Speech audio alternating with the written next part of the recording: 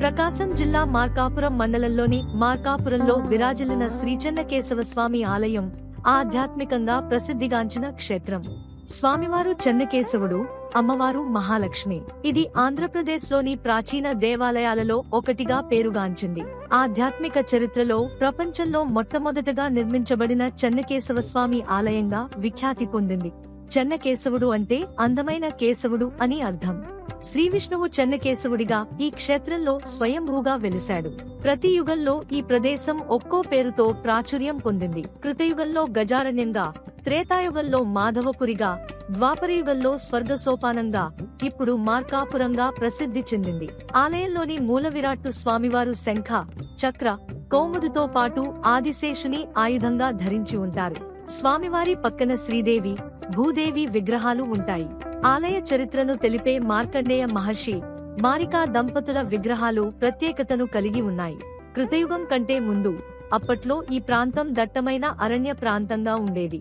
మహర్షులు ఇచ్చటనే తపస్సు చేసుకునేవారు. వాళ్ల తపస్సును భంగం చేసేందుకు రాక్షసులు ఎన్నో ప్రయత్నాలు చేసేవారు. అప్పుడు మహర్షుల కోరిక మేరకు శ్రీహరి ఇక్కడ చెన్నకేశవుడిగా స్వయంభూగా వెలిశాడు.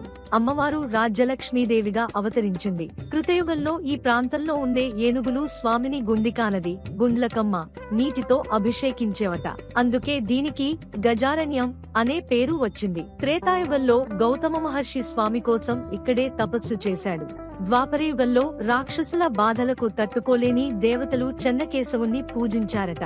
అందుకే దీనికి స్వర్గసోపానం అనే పేరు వచ్చిందని తెలియచున్నది. ఆలయ చరిత్ర మనం చూసినట్లయితే పూర్వం కలియుగంలో ఈ ప్రాంతంలోని ఒక గ్రామంలో మారిక అను పేరుగల ఒక స్త్రీ ఉండేది. ఆమె ప్రతిరోజు ప్రక్క గ్రామాలకు వెళ్లి పాలు విక్రయించేది. ఆ విధంగా ఆమె ఒక గ్రామానికి వెళ్లుచుండగా సమీపమందలి పుట్ట నుండి దాహం, దాహం అన్న మాటలు వినిపించగా ఆశ్చర్యంతో ఆమె ఆ పుట్ట వద్దకు వెళ్లి దాహం, దాహం అని వినిపించుచున్న ఆ పుట్టలో తన పాత్రలోని పాలను కృమ్మరించినది. అంతటా పుట్టలోని కేశవుడు మెచ్చి, మారిక, ప్రతిదినం నీవు ఇదే విధంగా పాలు తెచ్చి నాకు సమర్పించు. తరువాత నీవు ఆ కుండ నిండా గుండ్లకమ్మ నదిలోని ఇసుకను నింపుకుని వెళ్లి మీ ఇంటనున్న గాదెలో భద్రపరచుము. నీకు మేలు జరుగుతుంది అనగా ఆనాటి నుండి ఆమె ఆ విధంగానే చేయసాగినది. తరువాత ఆ విషయం ఆమె అత్తమామలకు తెలిసినది. వారు పాలనేమి చేయుచున్నావని ఆమెను బాధించసాగారు. ఆ బాధలు భరించలేక ఆమె జరిగిన విషయం చెప్పినది. వారామెను తీసుకుని ఆ పుట్ట వద్దకు వెళ్లి నీ దేవుడెక్కడున్నాడో చూపించుమని కోపించారు. ఆమె పుట్టలోని కేశవుని ప్రార్థించినది. వెంటనే వారితో తానెవ్వరో తెలియజేయగా వారు భయపడి దేవా, మమ్ములను క్షమించుమని ప్రార్థించారు. వారి ప్రార్థనలకు శాంతించి మీ కోడలు గాదెలో పోసిన ఇసుక బంగారముగా మారినది. ఆ బంగారంతో మీరు నాకిచ్చట ఒక ఆలయమును కట్టించి మీ పాప పరిహారం చేసుకోండి అని అన్నాడట. ఆ విధంగా వారు అచ్చట స్వామివారికి ఒక ఆలయమును కట్టించి అందులో కేశవుని ప్రతిష్ఠించి ఆరాధించారని ఒక కథనం. తరువాత మారిక ఆమె భర్త కేశవుని ప్రార్థించగా స్వామి ప్రత్యక్షమై ఆశీర్వదించి, భక్తులందరూ నాతో పాటు మిమ్ములను కూడా పూజించగలరు. ఇచ్చట వెలసిన గ్రామం నీ పేరుతో మారికాపురమని పిలువబడుతుంది అని ఆశీర్వదించాడు. లక్ష్మీ చెన్నకేశవ స్వామివారికి ఎడమ చేతిలో శేషచక్రం కలిగి ఉండటం విశేషం.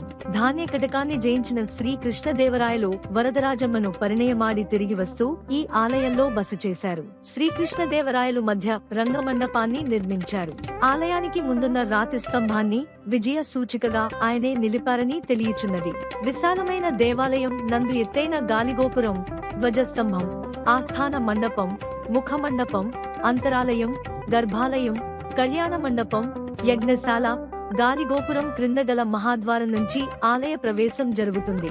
మహాద్వారము దాటగానే కుడివైపుగా ఆంజనేయ స్వామి సన్నిధి, అన్నదమ్ముల స్తంభాలను దర్శించగలము. గర్భాలయంలో శ్రీ లక్ష్మీ చెన్నకేశవ స్వామి శంఖు, చక్ర, గదా, నాగాస్త్రాలను ధరించి భక్తులకు దర్శనమిస్తారు. ముఖమండపం నందు ప్రచండలు ద్వారపాలకులుగా స్వామిని సేవించుచున్నారు. ప్రధానాలయం నందు ఎడమవైపున శ్రీ రాజ్యలక్ష్మి అమ్మవారి సన్నిధి కలదు. ఆలయ ప్రాంగణమునందు శ్రీ గోదాదేవి, శ్రీ వేణుగోపాల స్వామి, శ్రీ రంగనాయక మూర్తులతో పాటు రామానుజాచార్యులు, ఆల్వారులను దర్శించగలము. ప్రతిదినం ఉదయం నగర సంకీర్తనం, గీతాపఠనం, పంచామృతాభిషేకాలు, తిరువీధి ఉత్సవాలు. ప్రతి శుక్రవారం రాజ్యలక్ష్మి అమ్మవారికి ప్రత్యేక పూజలు, చైత్రమాసంలో బ్రహ్మోత్సవాలు, కృష్ణాష్టమి ఉత్సవాలు, దసరా ఉత్సవాలు, సంక్రాంతి ఉత్సవాలు అతి వైభవముగా జరుపుదరు. స్వామికి నిత్య సేవలతో పాటు ప్రతి చైత్ర శుద్ధ చతుర్దశి నుంచి 15 రోజుల పాటు బ్రహ్మోత్సవాలు జరుగుతాయి. 10వ రోజున రథోత్సవం నిర్వహించుతారు. కార్తీక శుద్ధ త్రయోదశి